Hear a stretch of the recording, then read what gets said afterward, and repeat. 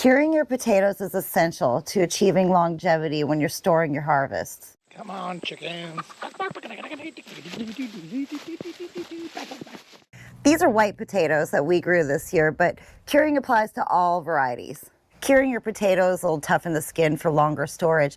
It'll also give any spots that got nicked or scraped an opportunity to heal over, so to speak, and lessen the potential for any kind of rot. You may be tempted to wash your potatoes, but just brush the dirt off for now because we are drying them out. That is the whole process of curing. So we don't want to add any extra moisture to these, and we certainly don't want them to rot in their curing conditions. So a little dirt is not going to hurt them, and it's not going to hurt the curing process either. But just go ahead and brush it off, and you wash your potatoes when you're about to eat them.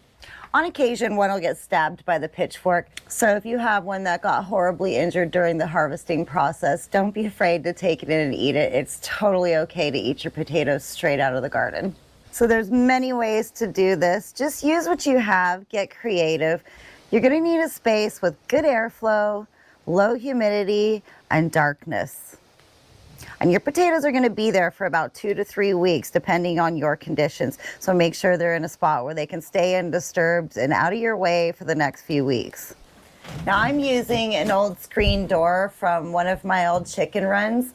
You could even fabricate something like this. It's just hardware mesh on a wooden frame. You also could use window screens or an old screen door, or even just a nice dark shelf somewhere. Lay your potatoes out in a single layer. You don't want them piled on top of each other because you want the air to flow around them. Lastly, you're going to want some sort of light blocking fabric. I love to use landscaping cloth. It's light. I almost always have it around, and it allows for the air to flow, but it keeps the light off of the potatoes. Now, there's a really good reason that you want to keep your potatoes in darkness. Prolonged exposure to light is going to trigger a response in your potatoes to produce chlorophyll, and that's going to turn your potatoes green. Now, chlorophyll in itself is harmless, but if your potatoes are turning green, that's a signal to you that they're also producing 2 different types of toxins. One is called solanine, and the other one is called chaconine.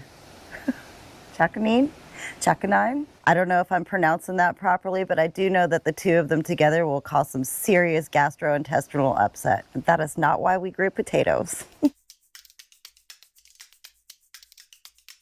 Some of the best places to store your harvest are garages, basements, or if you're lucky enough, a cold cellar. Now, we've already covered that you need darkness, but your storage container matters too. Because we're trying to provide good airflow, I don't recommend plastic buckets or bins or plastic bags.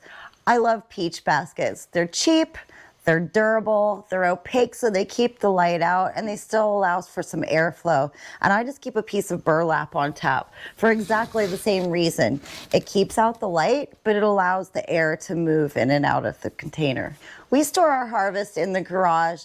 It is semi-heated. We do burn a wood stove here in the daytime, and we just let it go out at night. So it usually stays about 0 degrees at night. And during the day, it can be anywhere between 15 and 20 degrees Celsius. Here we almost always have the garage door closed, so it's very dark in here. So in these conditions, our harvest will usually last us between 4 to 5 months over the winter. And anything that starts to sprout, I keep till the spring, and we plant them for our new harvest. So if you follow these steps, you can be enjoying your potatoes for months to come. I hope you enjoyed this video, and we'll see you on the next one. That's the end.